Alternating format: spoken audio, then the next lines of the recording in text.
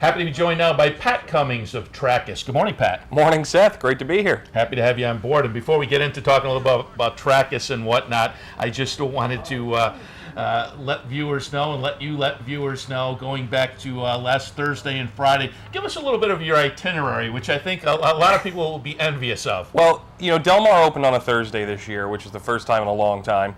And it's also the first time in recent memory where Del Mar and Saratoga open on back-to-back days. In recent years, it's been a Wednesday, Friday thing. So Trackus is now the official timer at Del Mar, so I went out to kind of oversee the launch of that at Del Mar. Left after the 9th race to San Diego Airport, got on a red-eye to Newark, got on the first flight out to Albany, and was here for the first race at Saratoga. So I did the very rare double. I'll tell you, it was the only double I cashed all week.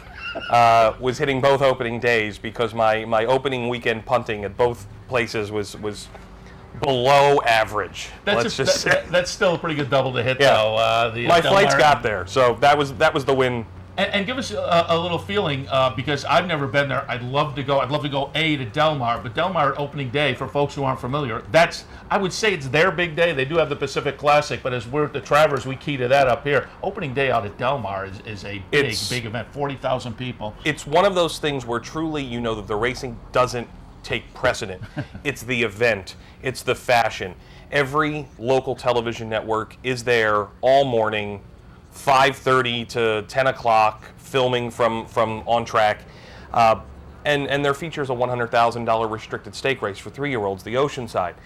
People are not coming to see the best horses. There were a couple 20,000 maiden claimers.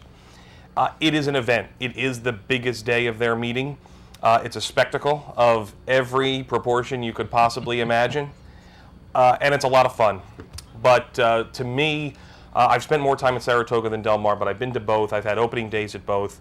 I've been downtown in both, and I'm not throwing. I mean, look, I know I'm in friendly territory, but to me, Saratoga is just so far and above the overall experience at Del Mar. It's not funny. I just love being here, so I was glad to do my one day and get back. I'm clearly biased as well, and more biased than that I haven't been out at Del Mar, but Saratoga, I've said the experience on track and off track, the community is so great. It is beautiful, and you know what, and this really did hit me when I was there, maybe more than others because I knew what's coming in 2017, but I think the Breeders' Cup there is going to be really enjoyable. They have a new turf course, they've widened it, it's very nice, it's very gentle. It didn't used to be, it was kind of elbowy in the turns and whatnot. I think it's going to be a good experience. I think the Europeans are really going to like coming and just having the Pacific Ocean right there. Yeah, and that's just it. You know, I love it here at Saratoga, but I'd love to get out there and experience that because they show that shot before the races start on their simulcast signal, looking out the ocean across. I say the ocean's a par 5 away from the grandstand. Just the thought of that is very appealing, and it will be. Maybe I'll get to because they also have the fall meet this year, so maybe I'll be able to make a trip out there. But again, you're up in here. We're going to talk a little Trackus and just give us a little update now. How many tracks in the country do you know offhand?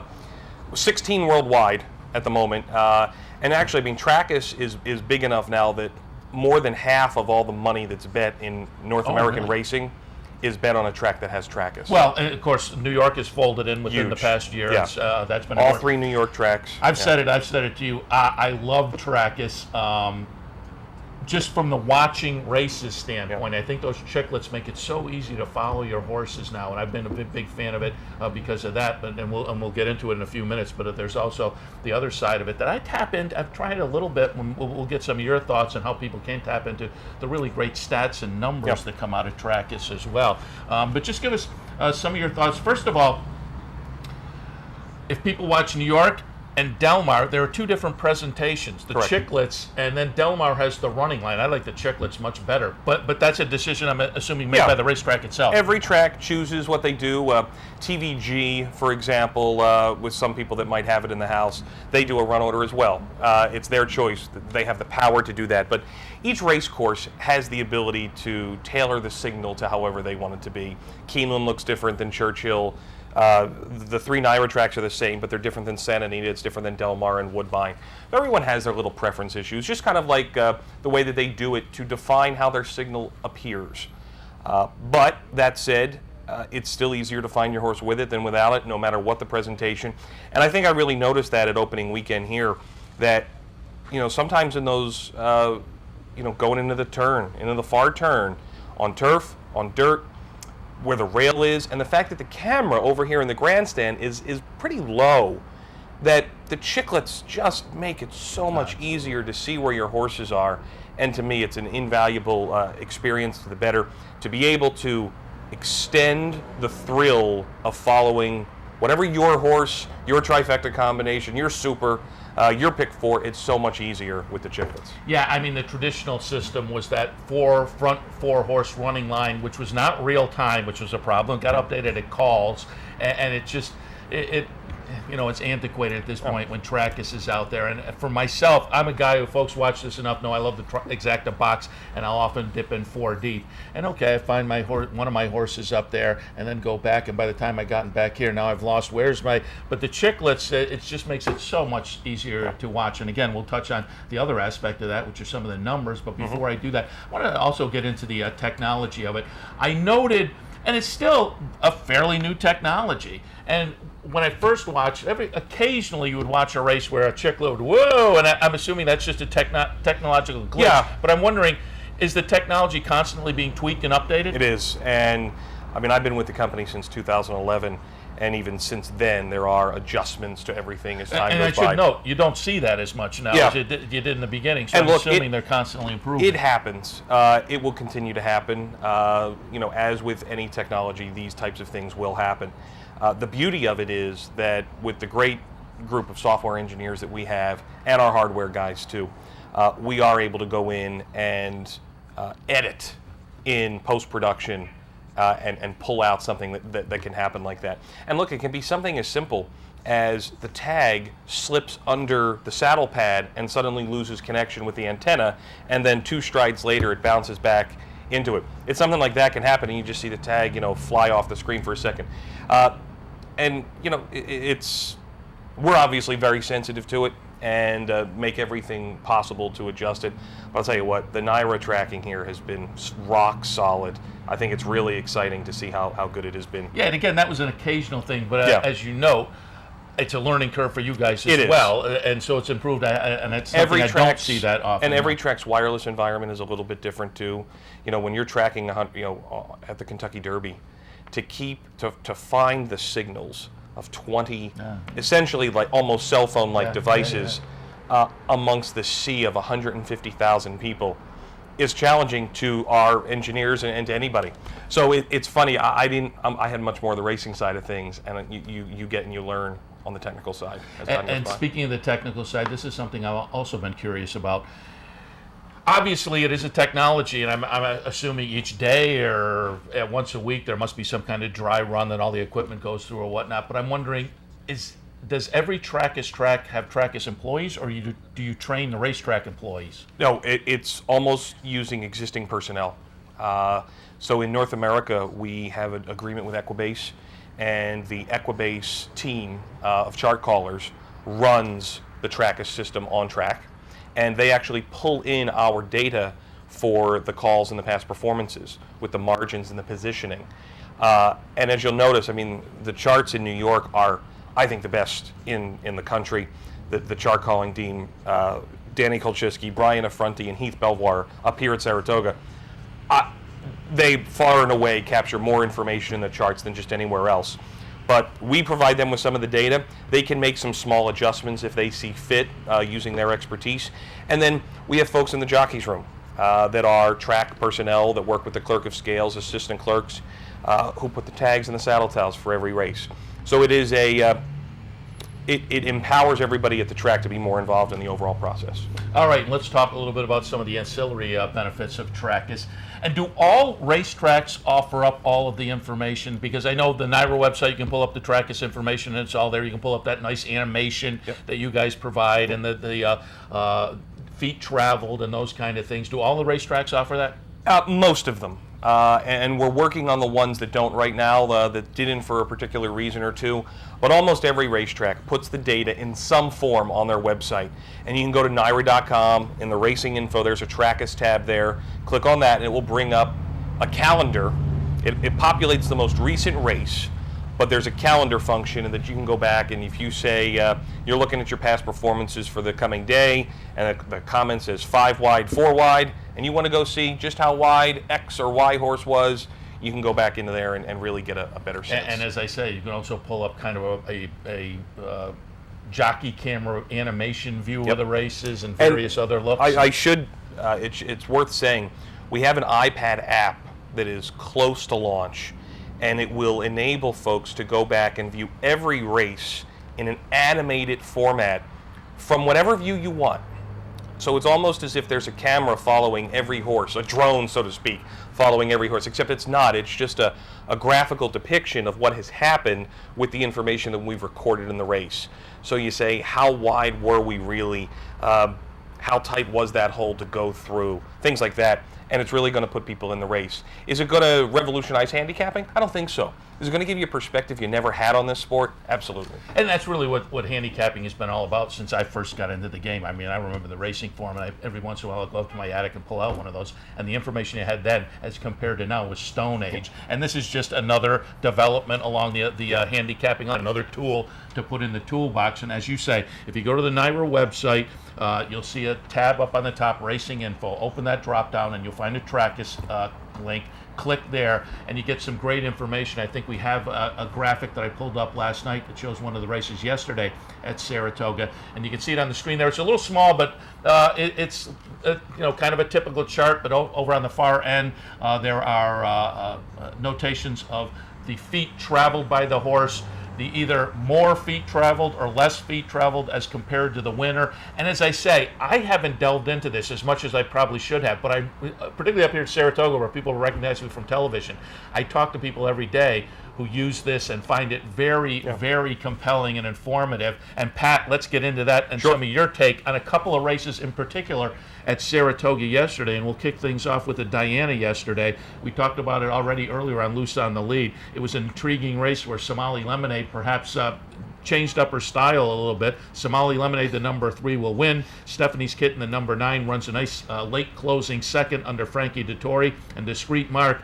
was out there early and held on to be a gutsy third as the number 6 horse. But what was your takeaway from this race using some of those Trackus numbers? Well, there were some things that happened in that race that I think surprised a lot of people. That Somali Lemonade was not on the lead, that she seemingly had a newfound life for racing forward, and that a horse like Tannery was going for the lead.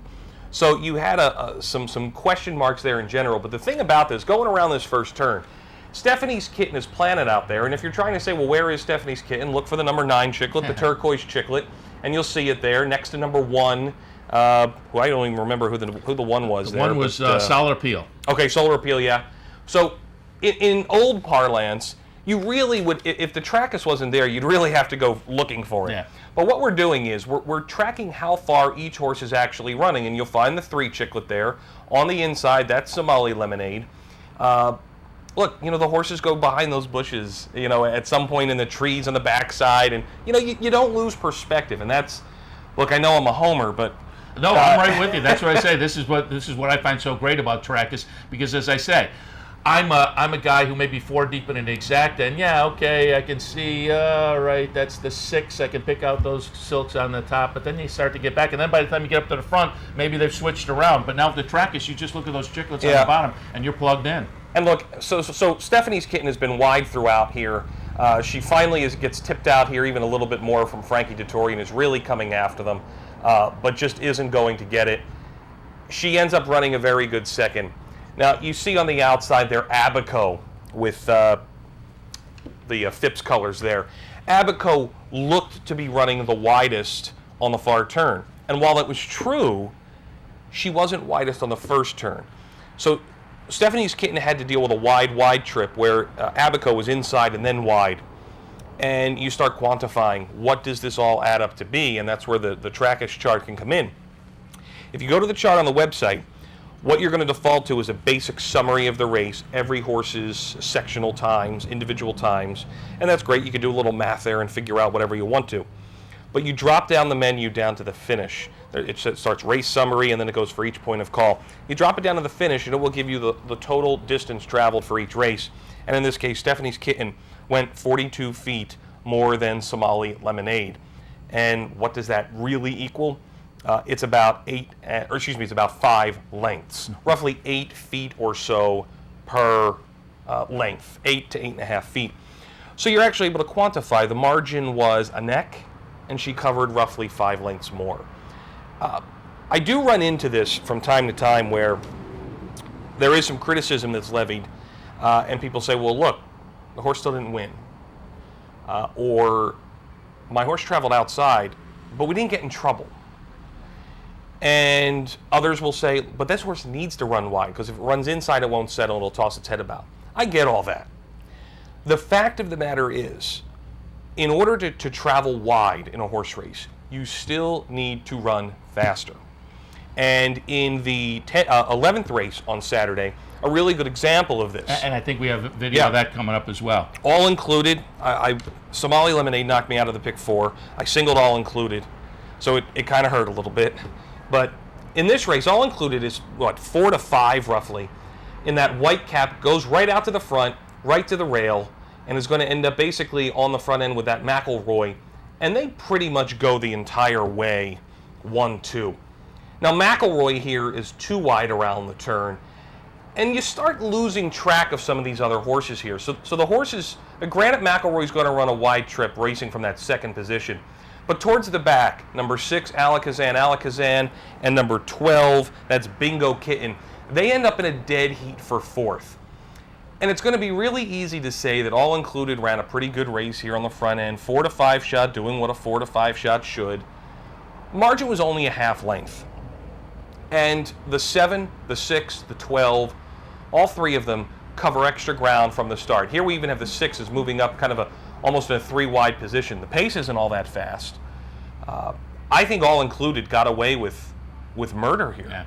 Yeah. The only difference between All Included and McElroy is that McElroy had to cover what turned it up being 31 feet more than All Included. So it's going to be very easy to say McElroy had a fairly good trip, never got in trouble, and covered a 2-wide journey. But you have at the top of the stretch here Alakazam, and Bingo Kitten, who is really just being revved up on the extreme outside right now in the Ramsey colors, ends up coming down. Those 2 end up running 48 and 43 feet more than All Included, who some would argue this is the second consecutive fairly slow-paced race that this horse won on the front end. And I know there was a big disparity in the figure makers between the buyers and things like time form and how other people were interpreting that race. And look, All Included just held on. But if you're looking for a horse next time, to me, McElroy averaged 0.2 of a mile per hour faster. Bingo Kitten and Alakazam, who were beaten they were both beaten 3 1/4 lengths, but they ran faster throughout the entire race than the winner did, because a horse that goes wider has to run faster. So it's just little intricacies of the data, things that don't jump out in the past performances that I think the track is stats. And it's information that wasn't even available in the past performances before that. The feet run and those kind of things. The technology makes that available now. And so, as I said, I like it just for watching. I've kind of dipped my toes into some of this, but it's available if you go to the NYRA website. This is the first season for Trackus at Saratoga, so the first year people will be able to delve into those stats for this particular race meet. And I advise you to take a look at it. It's just another nice tool in your toolbox. Pat, we only got about a minute left, but I did want to touch on, I talked to you via phone on my show, I don't know, less than 2 months or so ago, and you just come back from a whirlwind. Just give us a little idea of the Pat Cummings frequent flyer miles over the past 6 months. This year, it's been 2 trips to Dubai, a trip to Hong Kong, Singapore, and Royal Ascot. And coming up as the year goes on, I'll be in Paris for the ARC. Where else? I'll be at the Breeders' Cup, and at the end of the year, Hong Kong for the Hong Kong International Races. Maybe dream. Australia too. Oh, I might be in Australia for the Cox Plate. We'll see. We'll see how time goes by, but it's great to and at least a couple of those venues have Trackus, right? Hong Kong does. In Dubai. Hong Kong, Singapore, and Dubai do, and the only reason I would be in Australia is if that comes through, so we're hopeful. There you go. All right. No place in Australia yet? Not currently. All right. There's the new frontier. But we're hoping it would get installed in Australia A, B, and C. So hey, you've been watching it now. Yeah. And let me also ask you, track is located where? Just your outside headquarters. Boston, That's Wakefield, right up in Massachusetts. our neck of the So woods only up 3 there. hours. So I'll be over here quite a bit this summer. Very good, and always happy to see you. Pat Cummings from Trackus. All right, we'll take a break. We'll be right after this.